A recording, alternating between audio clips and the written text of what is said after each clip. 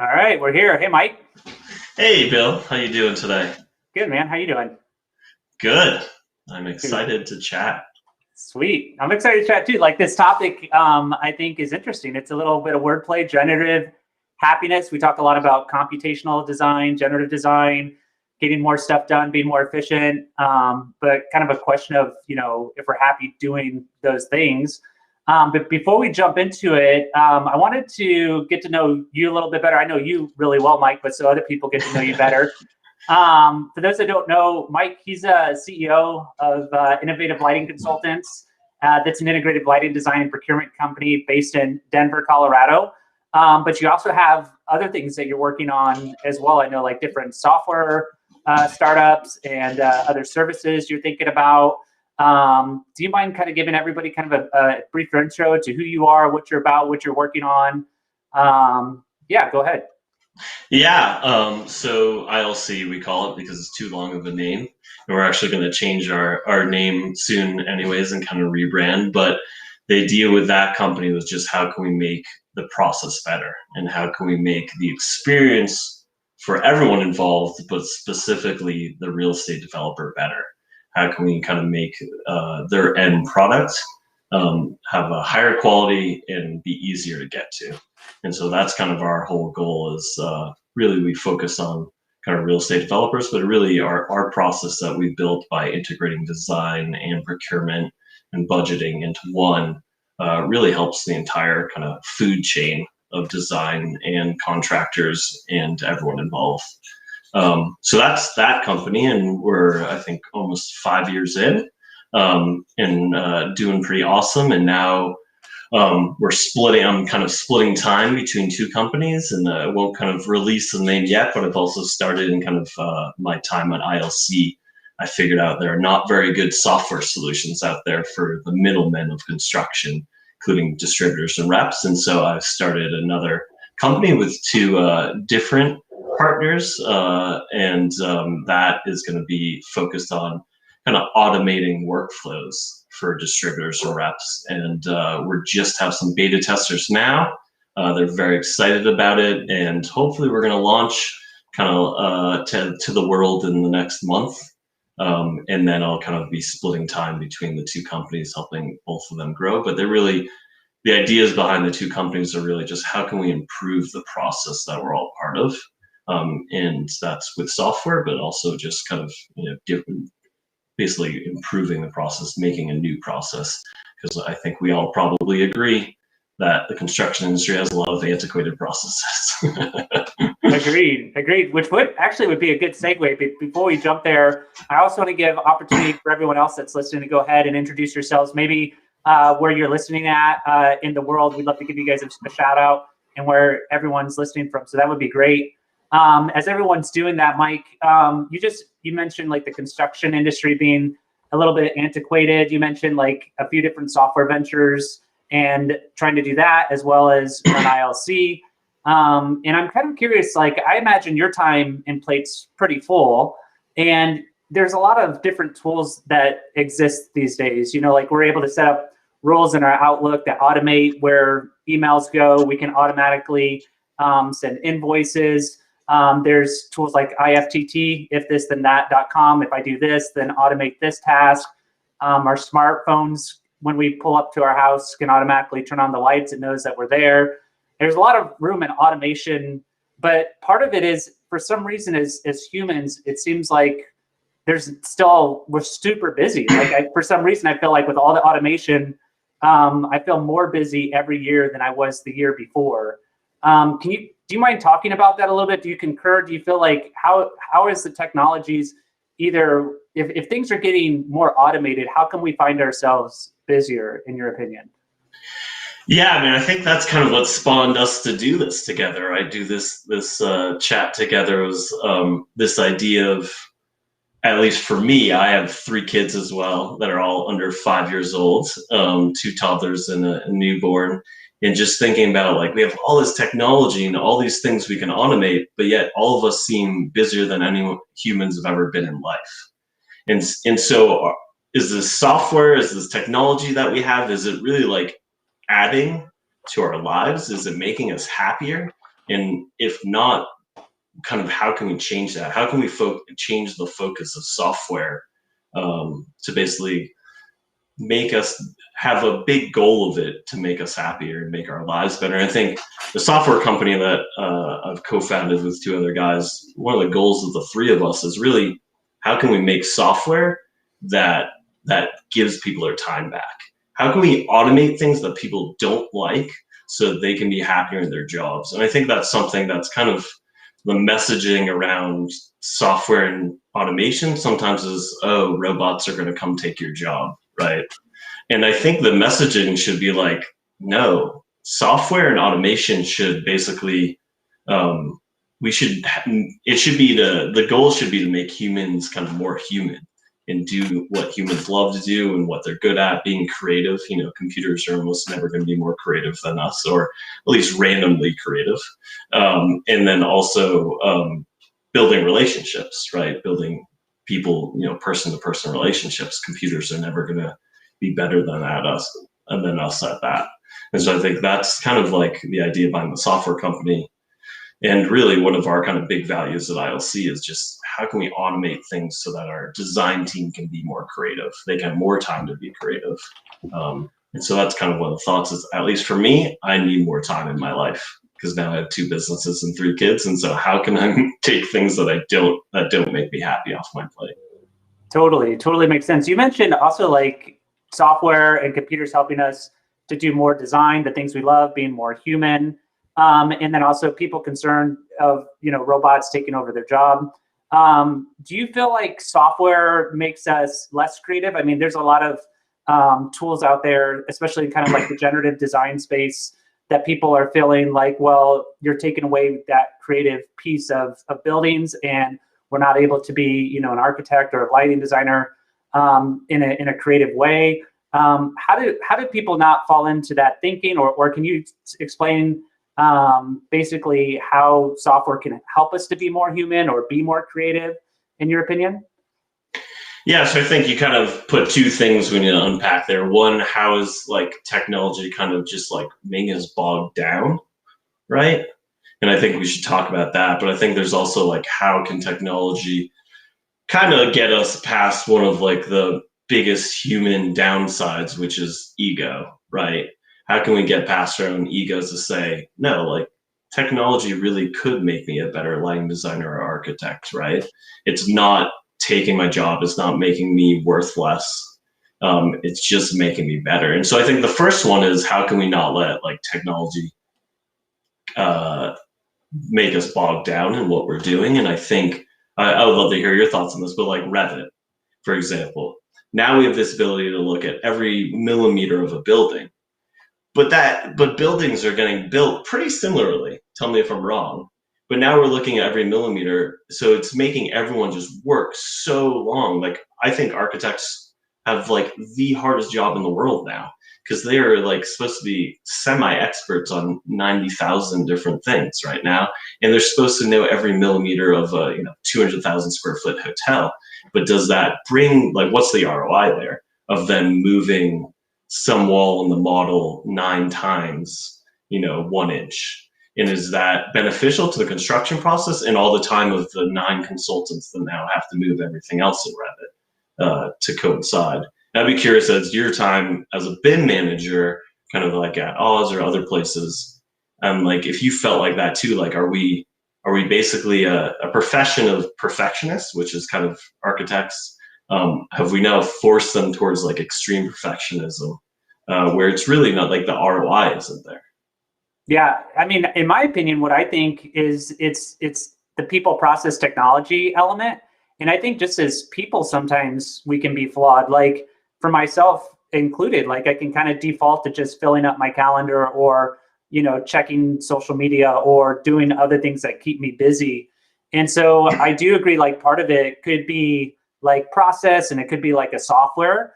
But I'm also curious, like how much of us being more human, kind of the irony of it, actually we're in a sense our own worst enemy in a way. Yeah. And does it require like more discipline, or does it require technology, to help us to be happier? Or Or how does that work so that way we're not just default, like default mode, autopilot to filling up our schedule? Or, I think a lot of people say like some of the best disciplines is to say to anything that's not a heck yes, that it's a no, like saying no to more things, you know what I mean?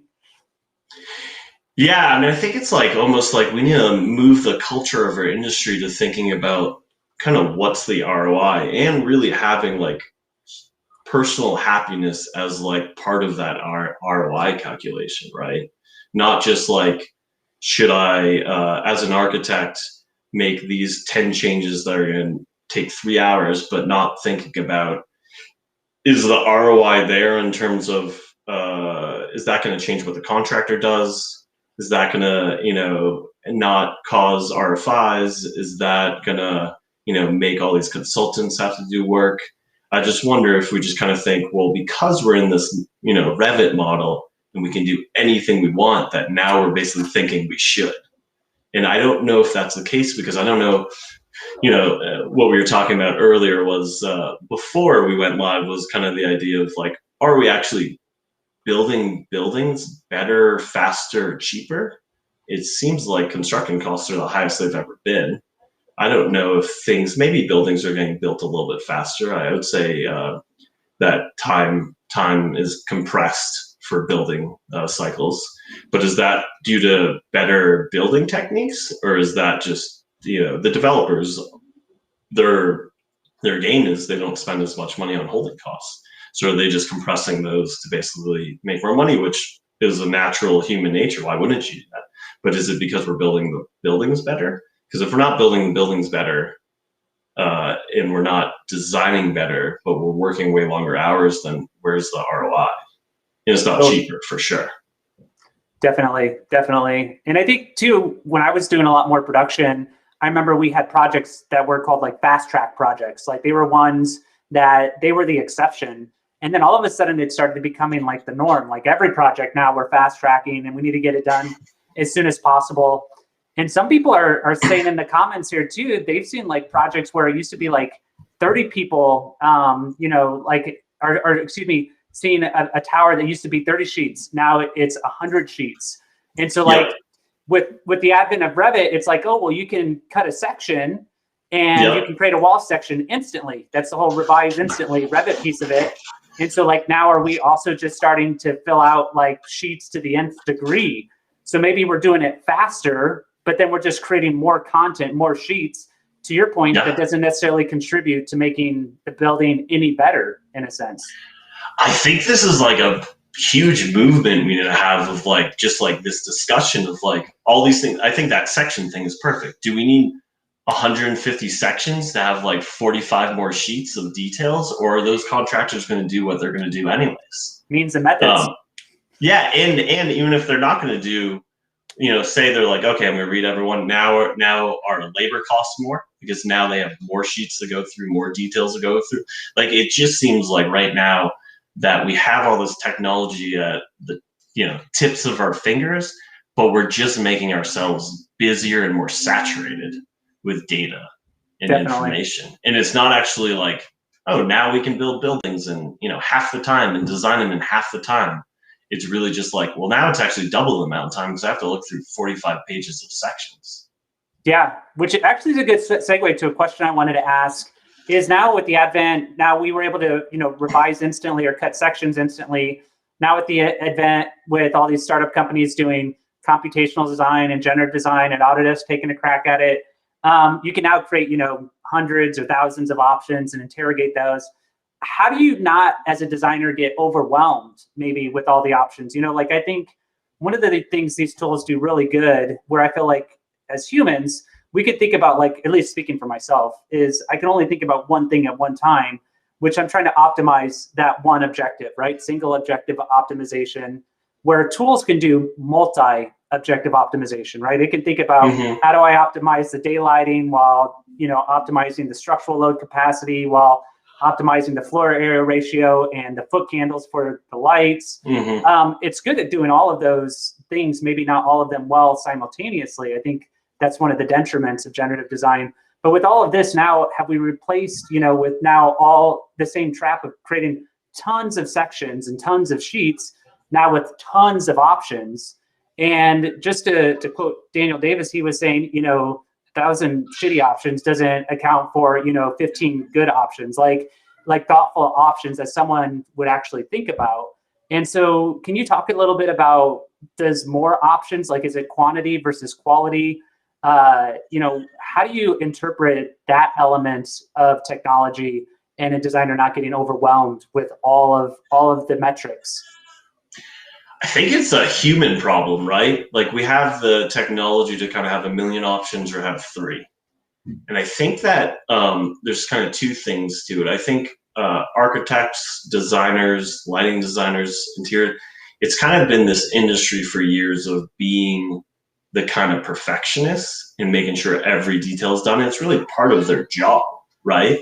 But what that leads to is, if you only have 5 options, that type of if we're pushing as an industry for that type of personality to be in those positions, then you're basically asking them to go against their own kind of both personality, but also kind of how the industry has pushed these type of professions to be, and say, well, I'm okay with just looking at those 5 because there's no way there's something good in those other 150,000. Right? Because they're just inherently going to be like, well, what if there's something better and there's in that 100,000? But really, we should be looking at as like, well, what's the amount of time it'll take to look at that 100,000, the brain power, the effort, the manpower, the cost to look at that 100,000, or are these 5 98% of the way there? And if we miss 2%, then we miss 2%. But is anyone really going to notice? And we're still pretty darn good. And I think, so it's like a human problem, right? If as we get farther and farther in the generative design, I'd be curious for you kind of why you're so excited about generative design, computational design, all that. Is that like, how do we stop humans from fucking it up, basically? Yeah, definitely. Yeah, it's the people, process, technology element of it. I think like none of these things are evil in and of themselves, just like the internet or anything else. But it's like, how do you use the tool? And does it, in a sense, if you abuse the tool or use it as it's not intended, or you do use it as it's intended, but maybe it's not better than the way we've done it. For me personally, like, I kind of geek out about it because I see the potential of it as an opportunity. And I like design, I like technology, and the merging and the harmonization of those two things are somewhat magical to me. And so for me, like, to get it back to topic of like happiness, that's what brings me happiness. Like, I'm excited about automation in a task that I know did take me, a substantial amount of time that I could automate. If there's some task that took me 8 hours that I could write a Dynamo script for, and it takes 30 seconds. Like I created a script that's on our YouTube video. Anybody can check it out and watch it. You're able to create your views, create your sheets, drop the views on the sheets, name your levels, all that. That's a task that takes a substantial amount of time typically for like project setup, where you can like automate that. So like automating mundane tasks kind of excite me personally. And I think that's a part that brings me happiness. On the generative design piece, I think that's interesting. And I think if it's done right, you can do it really well. And people also think of it, they demonize it a little bit in the sense that it's taken away creativity.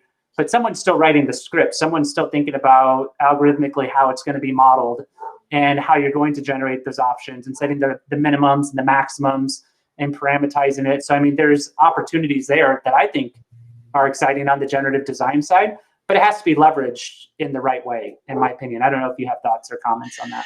Yeah, I think, I think my thoughts already, but I think for all the viewers, I think it's, the idea that it's either stopping us from being as creative as we could be, I think is just, again, us being egotistical that we're somehow better than computers at everything.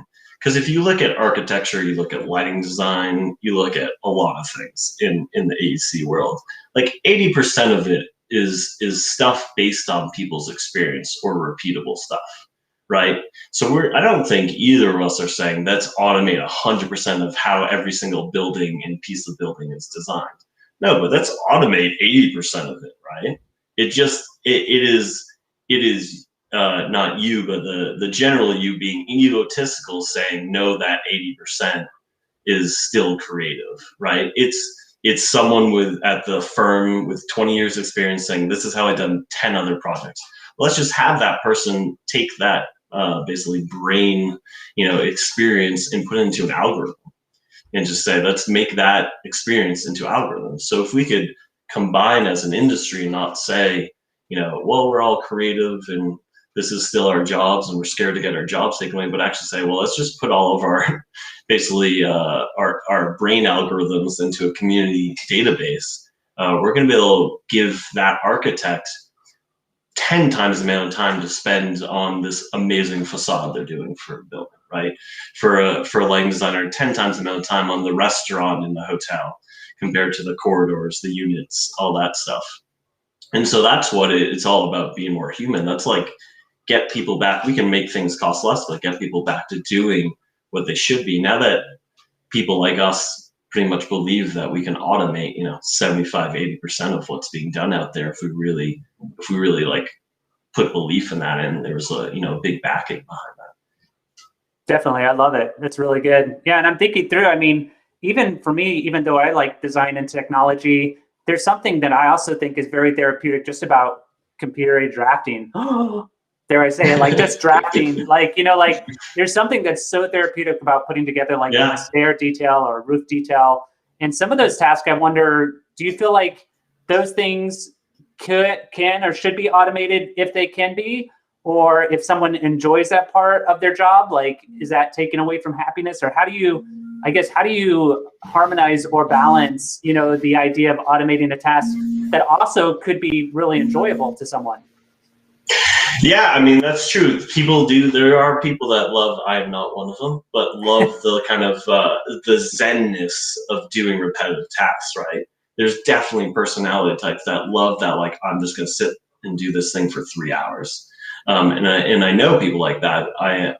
But I think there's still, like, if I said to my design team here, I said, guess what? You guys are never going to be in Revit again drafting stuff. You're just going to be reviewing stuff, making minor changes, making sure things didn't go crazy, and you're not going to be writing part numbers. I mean, this is kind of a crazy other thing, but all the part numbers are going to be written based on you speaking into your computer or something. They're going to be like, awesome. So I have way more time just like reading lighting design magazines that get concepts, or like talking with my clients about what their real vision is and sketching stuff and doing charrettes and all that stuff. Like, there's no way real designers are going to be like, no, put me back in Revit. I want to be in there 6 hours a day. Because that's like what most architects and designers are doing at this point, right? They're just moving little objects in a 3D model, instead of actually thinking about the overall picture and what else we could do more creatively. Definitely. Which I think is a good segue into talking about kind of innovation. Can you talk about how we can create happiness through technology and business innovation? Is there an element for people that maybe geek out about that side of it, or how does the business side and business innovation, can people gain happiness through that? In addition to software, design, technology, do the two interweave together? What does it mean for like business innovation to you, and how do we get happier about business innovation? And why do people care? Like, people that are listening right now, why should they care about business innovation? Is there ways that it can make them happier, or thoughts or comments on that? Yeah, I mean, I think for ILC at least, we just, because of kind of how I am, and I hate inefficient processes, like, we have automated a ton on the accounting side. Basically, all of our accounts payable, accounts receivable is totally automated through OCR, through APIs, stuff like that. And it's all just automatically populating in our system pretty much without anyone touching it. And I would, one, makes us more profitable, right? We can scale easier. We don't need more people. It's all computers doing it. So that's one. Two, I don't think there was anyone we could hire, or any of my employees that wanted to input invoices, right? Or bills for manufacturers. And so I think that it's the same thing. It's like, how can we get time back? Now, Anne, who's my director of operations, she deals with a lot of accounting. How can, we get her to think about how we can run the operations better?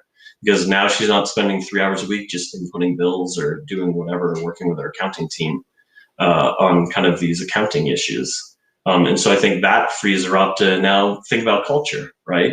So now what other things can we do to create a better culture at ILC? I think that's huge. It's just allowing us this opportunity of what else can we do to either better other people's lives, better our own lives, better the world's. And we just don't have that time like these days. I read an article yesterday, it was weird timing on this whole talk, but on a cleaning company, I forget the name of it, that their like, basically their like tagline was like, time is the new currency. And basically like, we'll clean your house, your office for you. It was all like very tech based. But I think that's something I'm writing a blog now, but hopefully I'm going to start writing a blog a month and kind of promoting. But this first one's going to be about how basically we've oversaturated ourselves so much with technology data that now basically time is what everyone wants, right? Everyone feels like they want more hours in the day. I am so passionate about that. You have no idea. I was talking to you, I think last week, and I told you, I said, I just feel like time is this new economy. Like, it's like the idea is like, you can always, go to a job and make more money somewhere. Like, you can find a way to make that money. You can't get time back. And so like, this moment is fleeting, like it will pass. And then that moment is gone. You don't get it back. And you only have a finite amount of life. And so every moment is so darn precious. And so like, to that point of like, make sure you're doing something that you're happy doing. And if it is some mundane task, like cleaning your house, or if there's other like administrative stuff at work that could be automated, or you could have someone at Fiverr, execute that task for you, why not? Because you're not going to get that moment or that time back. You're going to be spending time. Even email, my goodness, like how much time do we spend just like emails, and that takes from time, which is an economy that you'll never, ever get back. Yeah. I mean, emails, don't get me started with that. I have a love-hate relationship, or just a hate relationship. There's no love there. But yeah, I mean, I think like emails, I would much rather talk on the phone with someone, have a coffee. I mean, I've kind of been dying inside, my wife will tell you, because I like haven't been able to have coffees and stuff with people and just have these kind of existential conversations. But you're totally right. Like, that's what I'm all about. I'm also like, I forget what book it's from, but something where it talks about like your hourly rate. Basically, like, what's your hourly rate? And if you look at mowing my lawn, what's my hourly rate for me to mow my lawn for 2 hours on the weekend? Well, if I run this company, my hourly rate's got to be at least $100 an hour or something. So it cost me $200 to mow the lawn. Now I could probably have some come for $30. I'm like, I just made $170, and I got more time. So it's like a double whammy. And so I think that's what, at least the software company that I'm starting, that's like one of our big focuses. That's like what our brand is going to be about, is like, how can we make a really low margin business, which is the middlemen of construction, and a pretty uninnovative part of the construction industry. And part of the lack of innovation in middlemen, just to say, is not their own fault. It's because they've been squeezed so much with their margins. Without money and resources, you can't be innovative, right? How can you do that? You don't have a person to go research something. You don't have the money to go try out this new software. And so part of our whole push is gonna be, hey, guess what? We're just gonna slowly but surely automate these really repetitive tasks for you middlemen. And we're just gonna make it so you can go sell more, so you can build better relationships. And so we're gonna make you so much more profitable just by automating these mundane tasks that you're doing right now. And it'll create a better culture, right? That's what kind of my push is also, like, your culture is gonna be awesome because people can chat, employees can chat with each other because they're not stuck for 10 hours a day creating quotes, right? Just pumping out quotes every 2 minutes. So I think that's kind of, I don't even know what the question was at this point, but that was my thoughts. Yeah, well, speaking of which, I have other questions, but I want to give other people too. There's a lot going on in the chat. People often up their comments and opinions, which is awesome. I also want people to ask some questions. If you guys have a question for Mike, throw it there in the chat, and we'll definitely try to hit some of your guys' questions. With the other part too is regarding like occupants for the buildings that we design. Okay, so there's an element of like what we do, where we work at the firm, and the tasks that we're executing. I think it's interesting too, the influence that we have as human beings on a project and on a building, and how much daylight comes in there and vitamin D, and if that person's going to be happier in the day or not. Is it going to be a really sterile environment with sterile kind of finishes? Like you have direct impact based on other people's happiness, both in the places that you design as well as the places in which we work, our coworkers and stuff. Can you talk a little bit about influence, Mike, and just like the influence that we have as designers into the spaces that we design or the places that we work at? Yeah, I mean, so just from the lighting perspective, because I don't have an architecture degree or anything, I can't really talk to that in any. I would be a fake expert. But from the lighting perspective, I think that's where like automation really comes in, is because if we can automate, if we can get more time, like how much does lighting affect everyone in the world, right? What would you say, Bill? Like, aren't you affected if there's just terrible lighting in a room? Everyone is. Every single human being that occupies a space with electricity is affected by light. Yeah, but let me ask you then, why is like less than 1% of the buildings in the world have a lighting designer on it? Right? I didn't know it doesn't seem like we care. I mean, almost no projects, only big projects have lighting designers. I mean, basically when we get involved, a lot of times it's atypical that the clients haven't ever used a lighting designer. We just provide such a unique service that they're willing to try it. But I think that is a big issue, that it's because we don't have the money and resources to always have lighting designers who are the ones, the experts. They know how to create that mood, how to create health. There's this huge movement on, health with lighting, right? And how we can, use stuff with circadian rhythm and color changing to kind of make our days kind of go along with the sun. And there's all different things. And what type of task are we doing? What type of light do we need for that task? But yet we're barely using lighting designers. And I don't want to kind of hijack and say lighting designers should be used on more jobs, but I think it's like a real issue. And if we're talking about happiness in the world and creating kind of a better world and better structures that we live in and, built environment, like why are we not focusing our energies on stuff like that? And part of it, I think, is because it's another consultant for the architect. It's a more inefficient process. Lighting designers cost more. They're not very efficient. Most lighting designers are not like ILC in terms of efficiency and what process they have and what technology they use, and how, a lot of lighting design firms are barely in Revit, or maybe half their projects in Revit. We're in Revit 100% of the time because we know the power of Revit, what it can bring to not just the whole team, but us internally. So I think that's kind of, as like a group, we should focus on kind of who are maybe the experts and what's the technology we can use and how we can become more efficient to make sure that we can include and afford those experts, right? Totally. And speaking of affording those experts and the cost of those, with all this like automation that's happening, what's your opinion on like design fees and like design fees not coming down? Like I remember like when BIM first came out, like we were talking about like how much money we're going to make at BIM and we're going to charge the client for all this data. And it seems like none of that has happened. And therefore the project fees seem like they're the same. And if anything, it's cutthroat. You're trying to underbid your competitor and therefore cutting out your lighting designer, I guess, is part of that, which isn't good. And so can you talk about kind of like design fees? And as I know you and I've had some conversations too, Mike, about, okay, with the idea of like automating certain tasks, should an architect or an engineer now be tasked with their hourly billable rate for a project if they're automating so many of these tasks? Can you talk about like charging more for design fees or value-based fee structures versus like hourly rates? And as an industry, do you see us ever getting away from charging an hourly rate? Or I know like another common metric is like percent of construction costs.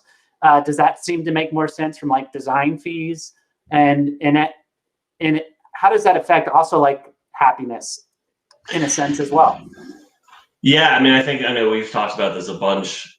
I feel like the time, keeping time and charging for time is such a one. It's something I'm trying to get away from, because it's just you only have a certain amount of time you can charge for, so you have a cap, right?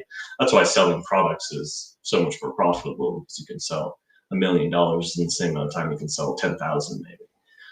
But I think what it is I don't know the solution, but how is it beneficial for the developer to pay us all for a time? Because isn't it then human nature wise pushing us towards spending the least amount of time for that hour that we're charging to make our company more profitable?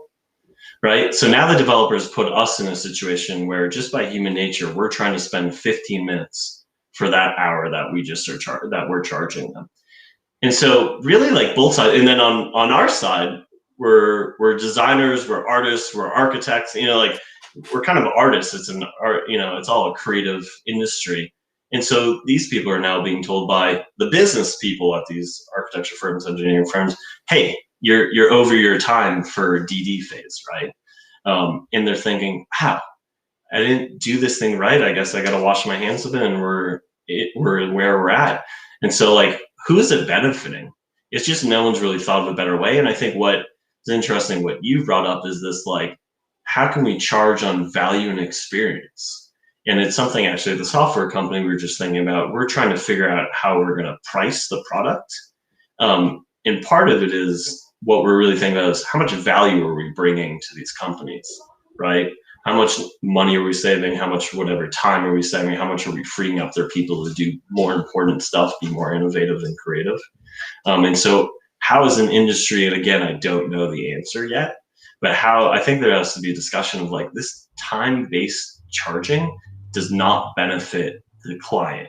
So if it doesn't benefit the client and it doesn't benefit us, there has to be a better solution, right? Definitely. And is that value-based pricing? Like my friend Alice, shout out to Alice that's listening. She says design fees, can they be a line item at the closeout to the owner as part of the handover process? Would that not capture more of the overall effort? Like, is it just fixed fee line item, value-based pricing? Could it be that you saved the project money? Or maybe it's like an integrated project delivery, where it's shared stakes. And if the project's more profitable, everyone wins. I think there's a few different structures of that potentially maybe replaces kind of like an hourly and goes more towards like value-based pricing. I don't know if you have thoughts about it. Could it be, could it bring in like, are you reducing RFIs? Are you reducing change orders? Are you reducing ASIs? Because it's kind of this vicious cycle, right? Where if an architect or engineer or lighting designer spends 15 minutes for that hour so that they can keep their profitability up and just be sustainable as a business, now maybe they missed all the things that caused 5 change orders, and now the developer has to pay for those change orders, right? It's not coming out of the architect's pocket usually, or the engineer and lighting designer. And so I think it has to do with value and maybe experience. It kind of goes to the generative design, computational design stuff. If we're going to make it so that it generates 1 million, but the system tells you 15, now there has to be someone with experience who chooses from those 15. We're never getting to the point on most jobs. Maybe there's going to be like warehouses. You could probably design warehouses with almost no one, right? Like just a simple box warehouse. But on like a hotel, you're then going to need that person to say, okay, I'm going to choose from these 15. So now you're kind of paying them to be the one who has all this experience and brings that to the table. So I think it has to be something based on value and experience and some kind of more flat fee, almost like a menu of items that is probably transparent in the beginning, but then as you're doing them, hey, this is what it costs. If he wants to do lead, here, it costs this much. And so it's just more, it's probably better for both sides going that direction. And I think it's going to make, you tell me, you're an architecture firm. When I started ILC, Ryan and I were both like, we are never going to keep track of time. That is the worst thing. Like when I was at a lighting design firm, I was like, this sucks. Like think about lawyers every 6 minutes. And now we're going to, because it's the only way to basically figure out real like precise profitability. But I think, like, what if we got away from that? How much time is spent keeping track of time in the AC industry? Oh, totally. 100%. Yeah. I was just having a conversation with Ben on our team this morning about time cards and how it gets integrated. And to quote my buddy, Eric, he said, if you're entering data more than once, the same data, you're doing it wrong. And so like trying to think about that, like, okay, how do you track that value of that tool that you're building or that design you're building out as a line item for a value add, versus just selling your time, for money on the project. And on that note, like, I think we haven't really even touched machine learning and what machine learning can bring to our happiness. I think that's where kind of part of this whole thing is, how can we use software and technology to be happier? But like, why does, Ryan, who's the head of design, my partner at ILC, anytime there's someone new, there's kind of these like rules that he's kind of created behind design, right? Any designer architect does that, is 3 feet off the wall with lighting for this type of situation. But it kind of has to be trained and taught each time we hire someone again. But that's kind of ridiculous, right? Like, how do we not have a machine learning algorithm that Ryan's basically inputting in, and then it's learning as we build models and kind of making decisions? And basically someone like with Ryan's, vast experience and great expertise, how can we utilize that to make this machine learning algorithm really amazing and just amazing at learning? And I think that's something that we have not even touched yet in our industry. Definitely, I agree. I think there's a few people that are just starting to scratch the surface. But if you think about the history and context of every project that's ever been done at your firm, and then you expand that to your competitors' firms in your city and throughout the country and then the world, like, there's a lot of data in there, and machine learning could definitely sift through that information, and then be able to influence and optimize future design. I think you have to be careful with it, though. I don't know if are you a documentary junkie? Do you like documentaries? I do like them. I don't watch them as much because my wife isn't as in them, but sometimes I'll like kind of just like hide out on a Saturday night and just watch some like super inspiring documentary, and then my wife gets annoyed because then I come to bed with like 20 ideas about how we could change the world or something. It's funny. There was a documentary on Netflix I just watched, I think last week, and it's all about coding and machine learning. But the problem with it is that it's pulled from flawed data, and not to get political, but it was all about basically how really rich white people would be able to benefit from, like, all these studies are done on like white people, and this girl that's an African American girl in it starts exposing some of those things that the algorithms, did. And so to bring it into architecture and construction, it's like, is there a bias that happens with some of our buildings and some of the projects that we work on? And just because it was done or built a certain way for the last 20, 30, 40, 50 years, does that actually mean that's the way the machine should be learning from those past projects? Or is there better ways to design the building so that way they're a better project?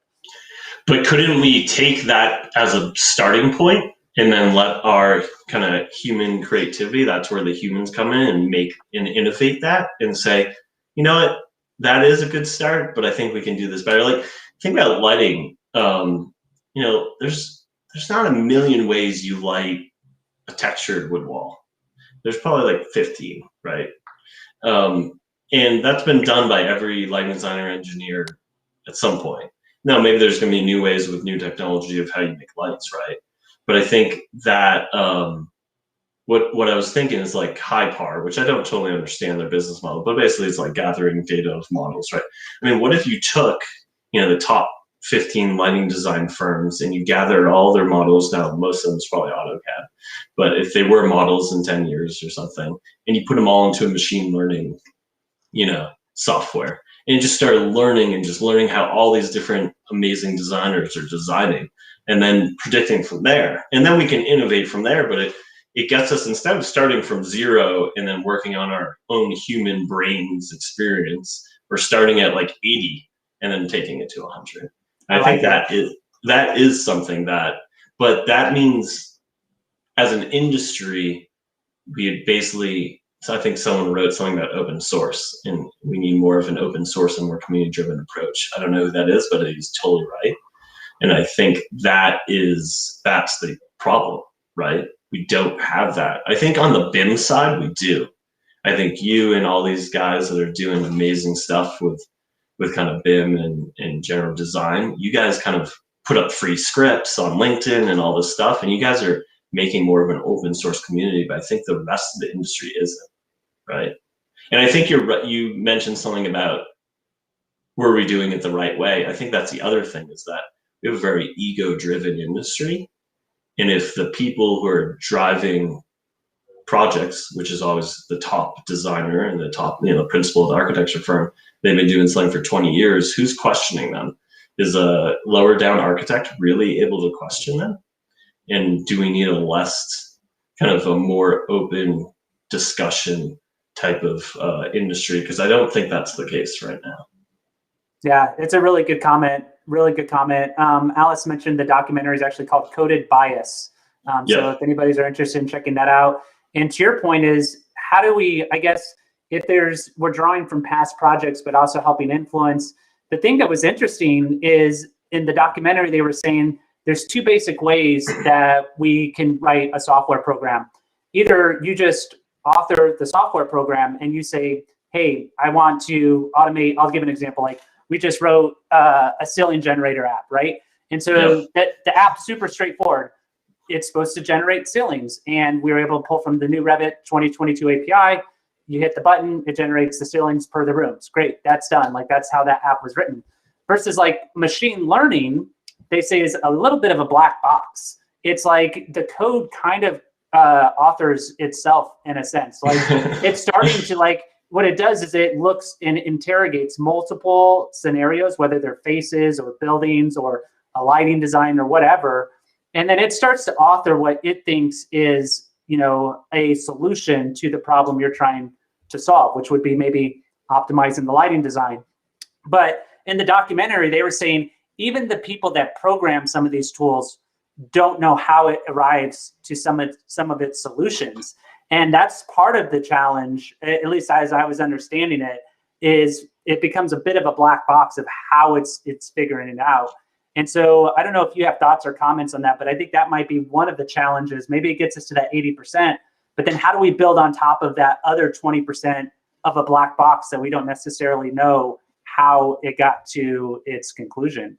And I don't know. I mean, it's definitely like, it's the Facebook stuff too, right? It's the social media stuff. I mean, we need a machine learning expert to really talk about this, but it's the idea of that Facebook is leading you towards a path of reading things, right?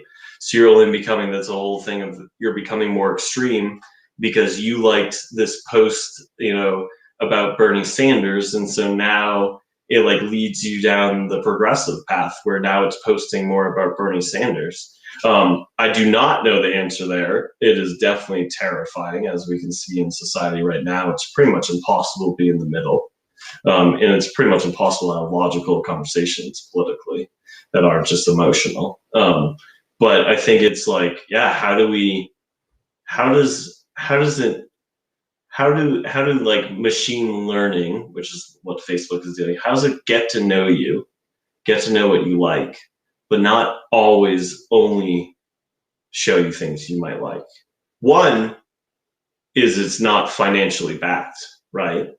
Because right now there's no financial incentive for Facebook to show you something you're not going to like. So how do we do that in AEC, I think, and make it so it's not like advertising? Like the software company, like we could easily go towards an advertising path eventually as we kind of are doing what we're doing, but I don't want to, because it's just, then we're not really being non-biased and we're not leading down people the right path to choose what they want. So I don't know the solution there. I feel like that's over my expertise in machine learning, but there's something there with machine learning can't 100% be focused on learning exactly who you are, what you want, or what you're trying to do with a building, and only give you those options. It almost needs to throw out like two opposite options to you. Yeah. It's interesting. It's a good comment, which I think is why this is so good. Like the community, like people here that's in the messaging, really good comments in here from Chuck. He was talking about the earlier point of value-based fees by Alan Weiss. That's a book he's recommending. There's other comments regarding other resources that exist. And I think to the comment of it being like open source and other tools, and us leaning on each other and listening to each other and listening to people we disagree with. So that way we can become better humans and be happier. So it's a really good comment. And I think part of it is community. Like I'm so grateful for you, Mike, and you and I've had a lot of conversations in the past. I'm like, hey man, I got this crazy idea. What do you think? Or you'll call me up sometimes with the same, and just having that community and being able to say, hey, read this book or watch this movie, or I know this connection, and they're a really good resource that could help you out. And I think with the advent of the internet, it's really done that for us in a sense. Like even though like there's a lot of horrible stuff that happens on the internet and whatnot, but there's also some really good things, like this, even right now, being able to have conversations with people in the community and get advice from others is so helpful. I don't know if you have thoughts, or maybe as a question, like, is part of this like meetups, like we have like the Denver Dynamo user group that we have a meetup. I've attended a few Denver entrepreneur meetups. How important is like community to happiness and community in the AEC? Oh yeah, and you and I did that AEC mastermind group for a while in Denver. How important is community, do you think, to happiness and moving the industry forward? Yeah, I think first I want to say hello to Chuck. Thanks for joining, Chuck. Chuck, I know from New York. We've talked some.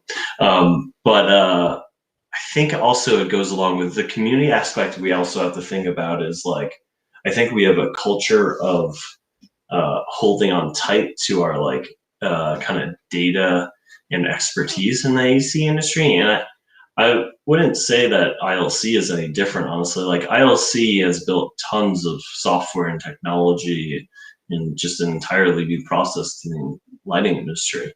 And so we are pretty like we hold it tight and like, this is our competitive advantage. Like we're not big, we don't have tons of money. And like, this is how we're gonna, grow. So there is something there of like, how do you kind of balance like intellectual property with like the betterment of the industry, right?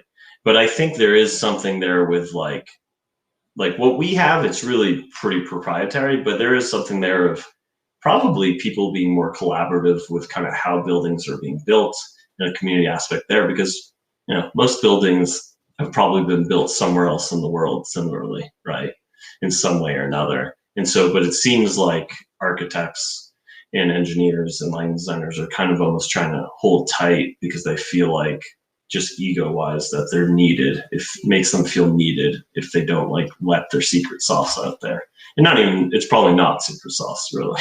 Like ours is actual built software, so it is like custom built software. It is secret sauce. But I think that's the other thing, is how can we create this environment where people know it's going to kind of better everyone's company. Like with the software company we're starting, we're going to be helping eventually kind of people choose products with like data that we've basically collected, and it's going to benefit everyone.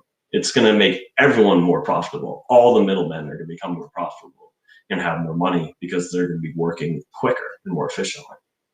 So how can we kind of promote that in other ways? Generative design. How can we collect data models or something from everyone and say, hey, it's going to make us all better and more profitable? Yeah, and I think the two, I don't think it has to be an either or approach either. Like I think you can build some open source content, you can build some products. Like you can kind of create a split and a hybrid approach with some of those as well, in my opinion. And I was also thinking about like open source. There was a comment or a meme from Elon Musk, and he was on some late night show, and the Doge King, you mean? Yeah, the Doge King. That's right. Anyone shout out for that, or anyone that's investing in crypto. So he was talking about, releasing all his battery patents, and they asked him, they were like, why would you release all of your battery patents? And he said, if we're all on the Titanic and it's sinking, I think we should all engineer buckets, so that way, the betterment of the group. And so that was his point, is like, if the earth, fossil fuels, and this is a very politically driven show at this time, but anyways, if there's all of that, does it not make sense to like release some of those, so that way people can better, survive on the earth? Similar for our industry, you can have open source versus for-profit tools and other things like that. I think you can kind of divvy those up if you agree. I mean, think about like, two examples that just popped in my head is like, I think the polio vaccine was open source. It was just given out when they did it, I'm pretty sure. And then look at what's happening now with Pfizer and Moderna and all these. And like, America's doing great, but it's because like, why didn't they open source a vaccine for a global world crisis so that other companies can make that back? Canada, right? Like Canada doesn't have vaccines right now, enough vaccines. Like, why didn't they sell? They could even still make money, just basically license the vaccine formula to them, right? Mm-hmm. But they want to make all the money, and it's just driven by money. And I think, polio, or like someone like the guy who started Craigslist, I mean, he's like amazing, or Wikipedia, right? Those guys got offered to buy those websites like hundreds of millions of dollars, if not billions, and they never did it. They're like, no, this is like an open source community for like the world to like learn and communicate, basically.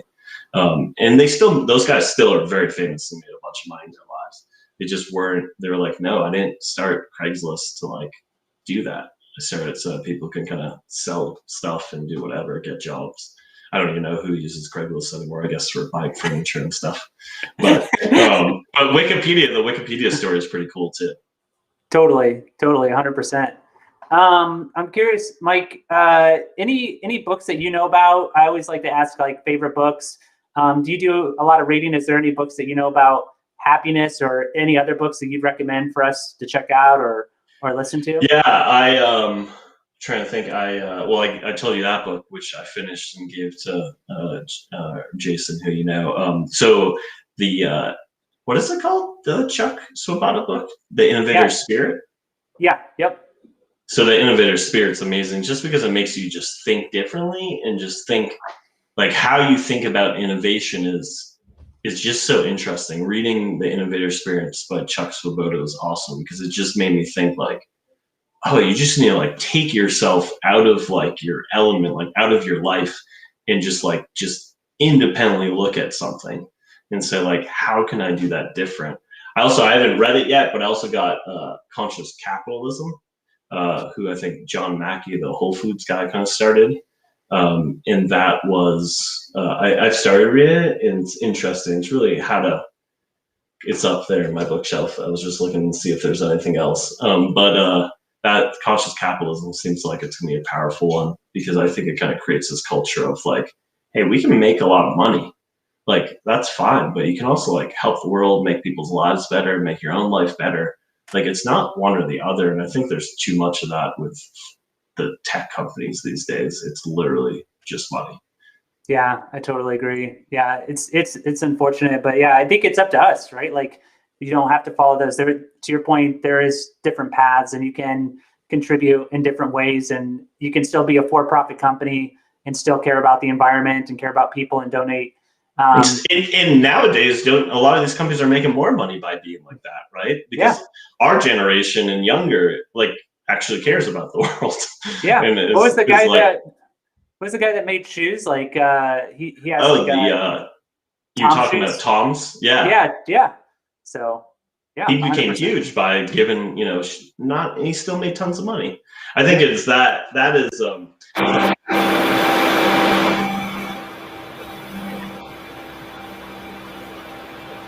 So here, I think I might have dropped out. Oh, your audio, I think. Okay, am I back? You're back. I'm back. Okay, sorry about that. Both cams dropped out. I think your side is loud for some reason, but I think the last thing I was just gonna say is I think we need to think about all of this, kind of how we approach the industry for the generation that's coming into this industry, because I think it's gonna be hard. It's already, the labor shortage on the contractor side is really difficult, but I think there's gonna be a labor shortage on the architecture, engineering, design side, because becoming an architect, going through all those tests, all that schooling, then going and making $70,000, $80,000, $90,000 a year to work 70 hours a week, and 70% of your time is in Revit.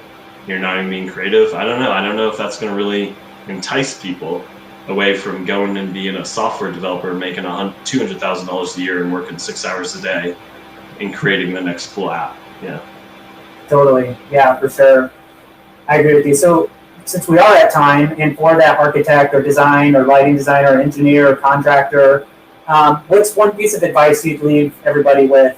If you could say there's one thing that you would recommend, what piece of advice would you give everyone?